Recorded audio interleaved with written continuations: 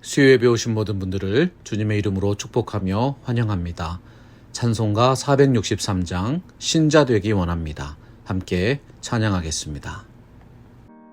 신자 되기 원합니다. 진심으로 신자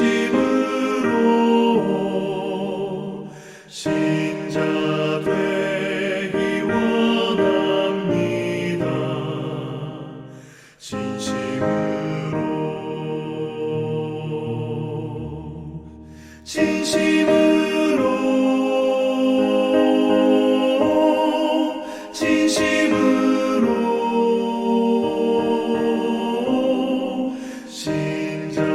되기 원합니다. 진심으로 사랑하기 원합니다. 진심으로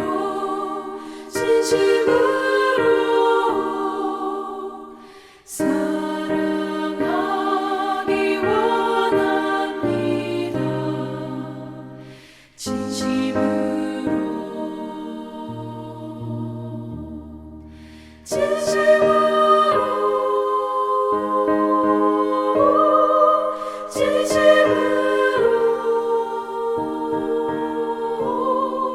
사랑하기 원합니다.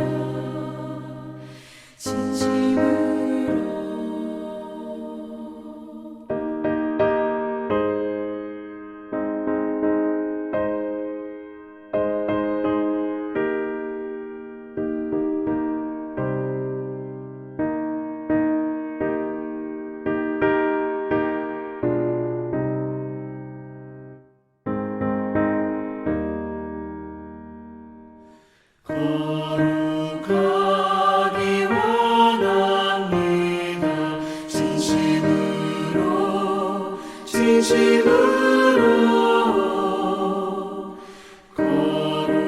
거룩하기 원합니다.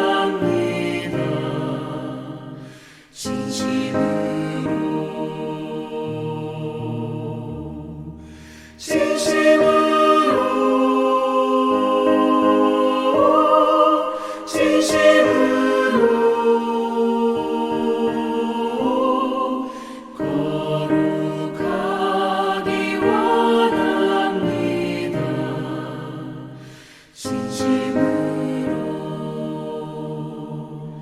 예수 닮기 원합니다. 진심으로 예수 닮기 원합니다. 예수 닮기 원합니다.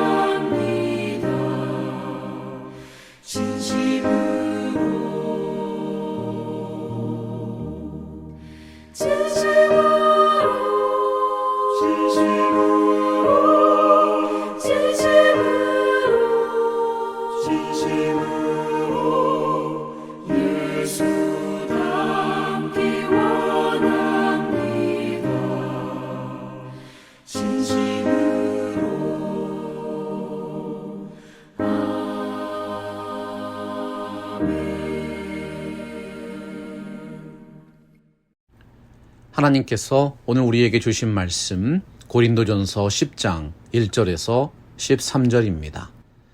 형제들아, 나는 너희가 알지 못하기를 원하지 아니하노니 우리 조상들이 다 구름 아래에 있고 바다 가운데로 지나며 모세에게 속하여 다 구름과 바다에서 세례를 받고 다 같이 신령한 음식을 먹으며 다 같은 신령한 음료를 마셨으니 이는 그들을 따르는 신령한 반석으로부터 마셨음에 그 반석은 곧 그리스도시라.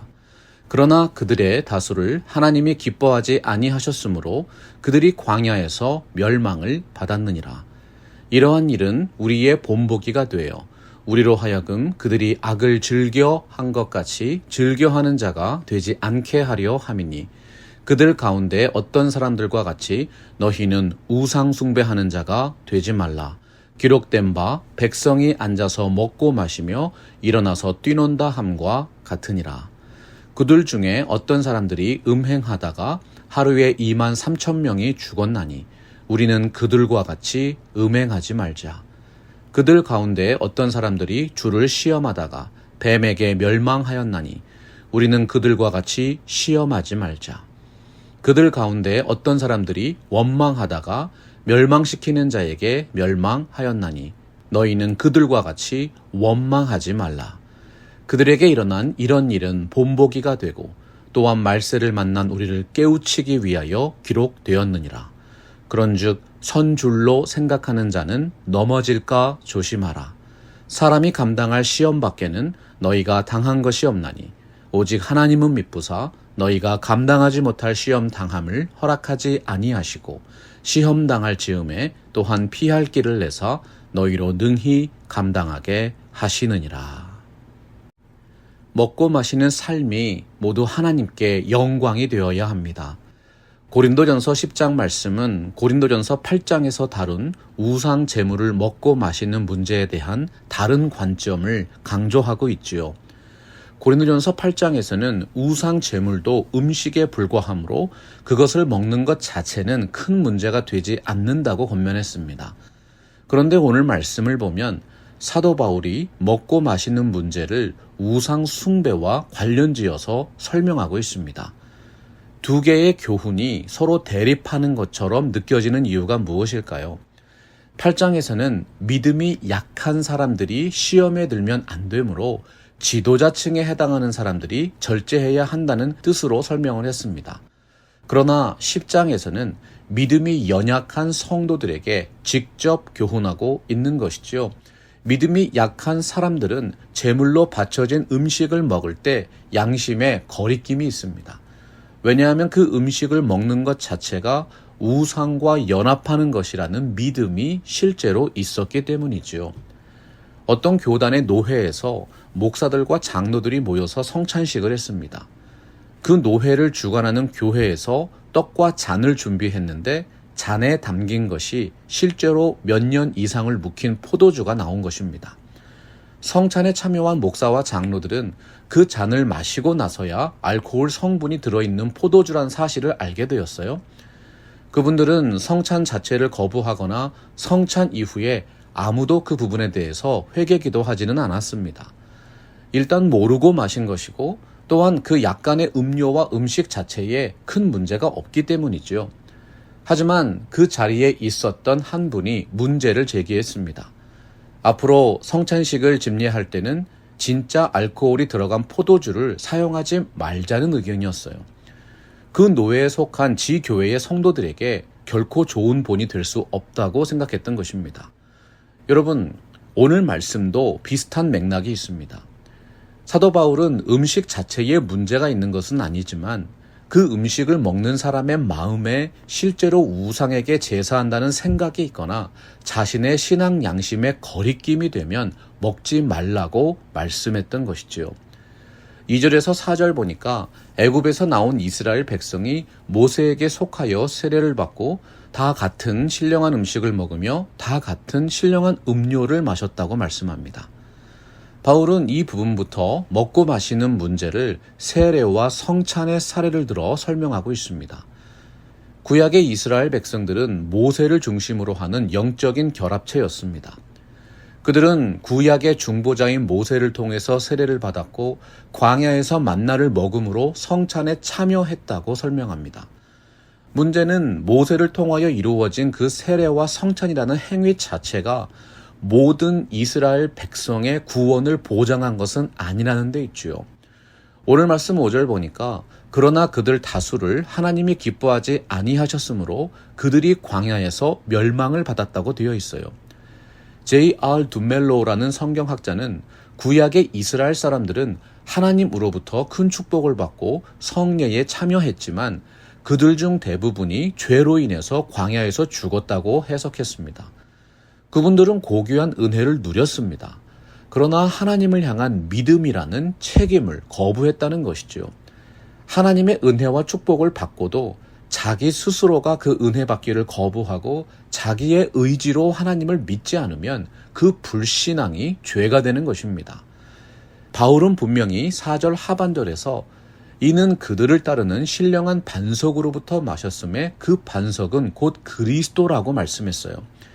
이 말씀은 구약 시대에 대해서 말씀하는 것보다는 신약 시대의 고린도 교회 사람들을 염두에 두고 교훈한 것이죠.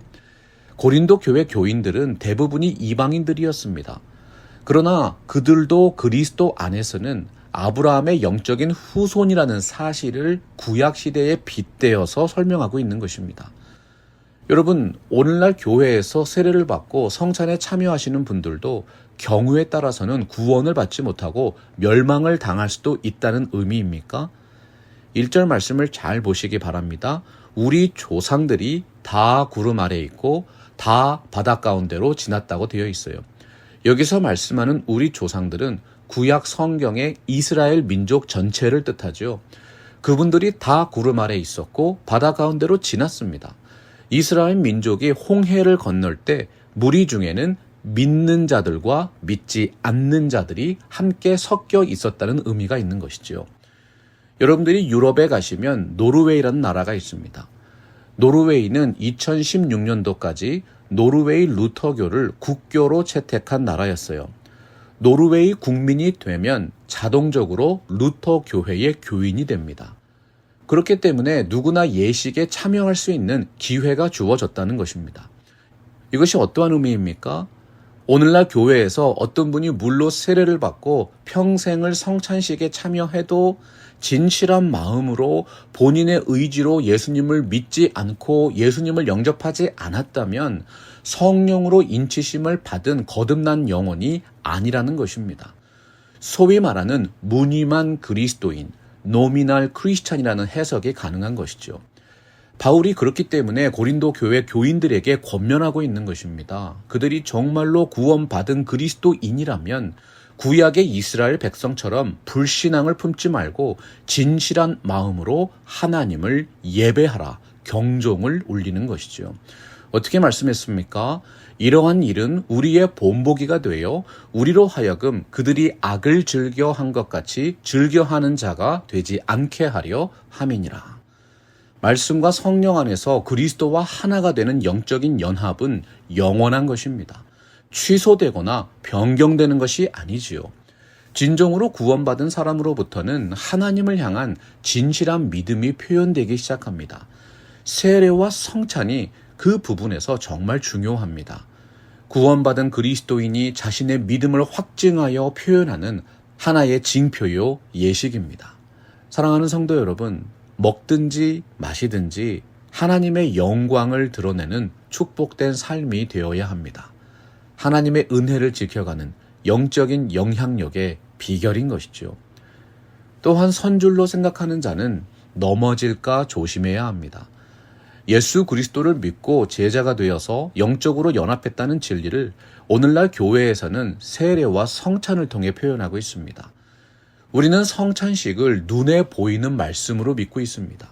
그리스도의 살과 피를 먹고 마시는 영적인 예식으로 믿고 참여하는 것이지요. 중요한 것이 무엇입니까? 우리가 왜 세례와 성찬식을 통해서 그리스도와 하나가 되었음을 공중 앞에서 고백하고 있는가의 문제입니다. 오늘 말씀 7절을 보시기 바랍니다. 그들 가운데 어떤 사람들과 같이 너희는 우상 숭배하는 자가 되지 말라.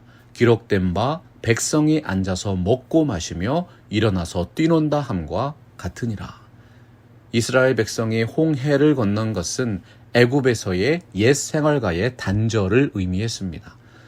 출애굽은 죄의 굴레로부터 벗어나는 것입니다. 새로운 삶으로 들어서는 것을 상징했어요. 오늘날 그리스도인들이 행하는 세례와 성찬식은 옛 생활과 옛 습관을 끊어버리고 그리스도 안에서 거듭난 새 사람으로 살아가고 있다는 다짐이고 확인인 것이지요. 성찬식에 참여할 때는 주의해야 합니다. 자기 자신을 돌아보아야 합니다. 죄를 짓고 회개하지 않은 채 그 떡과 잔을 받으면 죄를 먹고 마시는 것이라고 말씀하셨어요. 때로는 하나님께서 우리에게 은혜로 주신 것들을 참으로 두렵고 떨리는 마음으로 받아야 하는 것입니다. 그러나 구약의 이스라엘 백성들은 어떠했습니까? 하나님의 은혜에 감사하지 않았습니다. 하나님께 합당한 예배를 올리지도 않았습니다. 오히려 예전에 애굽에서 맛보았던 환락을 그리워하다가 멸망당하고 말았던 것이지요. 사도 바울은 당시 교회 안에 있는 일부 사람들이 예전에 섬기던 우상 숭배의 쾌락을 열망하고 있다는 사실을 알았습니다. 하나님이 진노하실 때까지 계속해서 하나님을 시험합니다. 하나님의 눈과 귀 앞에서 대놓고 죄를 짓고 우상 숭배를 행하다가 멸망을 받았던 구약 이스라엘 사람들의 일례를 들면서 교훈하고 있는 것입니다. 영적인 우상 숭배에 빠진 사람들의 특징이 무엇입니까? 바울이 3가지를 제시합니다. 첫째, 영적인 간음입니다. 당시 고린도에는 수많은 우상 신전이 있었습니다. 그들의 우상 숭배 행위에는 성적인 타락이 관련되어 있었지요. 7절 보니까 모세가 시내산에 가고 없는 동안 이스라엘 백성이 금송아지를 만들었습니다. 금송아지는 애굽의 신인 아피스의 형상을 본딴 것이죠. 아피스는 애굽 땅의 풍요의 신이었는데 그 우상에게 제사를 드릴 때 사람들이 그 앞에서 음행을 했습니다. 바울은 8절에서 그들 중에 어떤 사람들이 음행하다가 하루에 23,000명이 죽었나니 우리는 그들과 같이 음행하지 말자고 경고합니다. 하나님의 백성들에게 가장 중요한 것은 영적인 순결입니다. 우리가 결혼식을 언약식이라고 부릅니다. 부부의 연을 맺는 서로에게 사랑과 충성을 다하자고 공중 앞에서 서약하는 것이죠. 신앙생활도 마찬가지입니다. 오직 한 분 하나님께 진실한 믿음과 사랑과 존경을 품고 정결한 마음과 삶으로 하나님을 예배하는 거룩한 인생이 되어야 하는 것입니다. 2번째 특징은 하나님을 조롱하고 시험하는 모습이 나타난다는 것입니다. 9절 보니까 그들 가운데 어떤 사람들이 주를 시험하다가 뱀에게 멸망하였나니 우리는 그들과 같이 시험하지 말자고 말씀했어요. 여러분, 하나님은 오래 참으십니다. 우리를 정말로 한량없이 사랑하십니다. 그러나 하나님의 은혜와 사랑을 시험하는 것은 참으로 큰 죄악입니다. 하나님이 얼마나 좋은 분인지 알아보려고 일부러 불순종하시면 안 됩니다. 고의적으로 하나님을 시험하지 마십시오. 누가 감히 하나님의 마음과 성품을 평가하겠습니까? 하나님을 함부로 시험하면 징계를 받게 됩니다. 또한 바울은 불평하고 원망하지 말라고 했습니다. 하나님께 불평을 하는 것은 그분을 향한 믿음과 은혜를 버렸다는 증거입니다. 실제로 이스라엘 백성들은 하나님께서 주신 음식에 대하여 불만족스럽다고 불평했습니다. 차라리 애굽으로 돌아가는 편이 낫겠다고 생각하면서 고집을 부렸지요. 그 결과 어떻게 되었어요? 하나님께서 불뱀을 보내어 물게 하셨습니다. 하나님의 은혜를 멸시하고 거절하는 것 자체가 우상 숭배라는 것입니다. 그들에게 일어난 이런 일은 본보기가 되고 또한 말세를 만난 우리에게 깨우치기 위하여 기록되었느니라 선포했어요. 그런즉 선줄로 생각하는 자는 넘어질까 조심해야 합니다. 우리는 바울의 경고에 언제나 귀를 기울여야 하는 것이지요. 하나님은 은혜가 풍성하신 분이시고 신실하신 분이십니다. 우리가 감당하지 못할 시험 당함을 허락하지 아니하시고 시험 당할 즈음에 피할 길을 주시고 능히 감당하게 하실 것입니다. 오늘 수요 예배를 통해 말씀을 붙들고 기도하시는 모든 분들의 삶에 살아계신 하나님의 은혜와 능력이 가득하게 되시기를 간절하게 축원합니다. 전능하신 하나님 감사합니다. 부족한 우리들에게 예수님을 나의 구주요 나의 하나님으로 영접할 수 있는 믿음을 주셨습니다. 성령으로 인치심을 받아서 그 영원한 생명을 이 땅에서부터 누리며 살아가도록 인도하여 주신 그 크신 은혜를 기억합니다.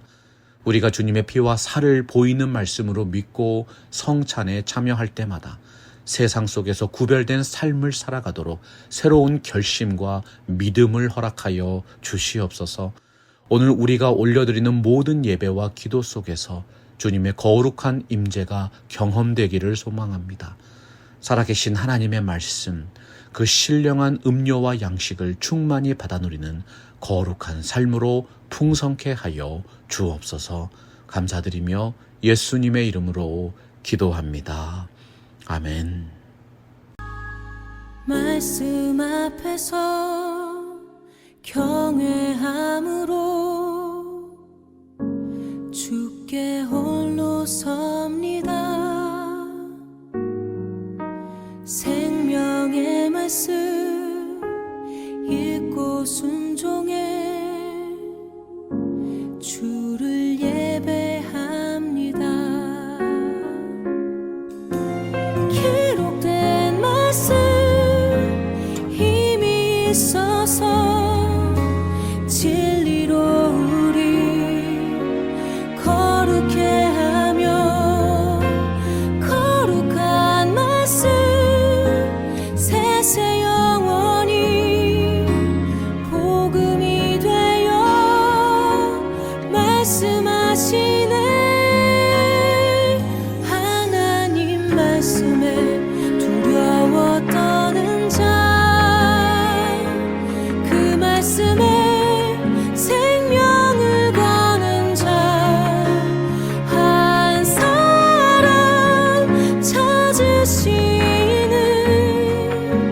주님의 약속을 믿어. 하나님 말씀에 운명을 거는 자 순종하며 주 따라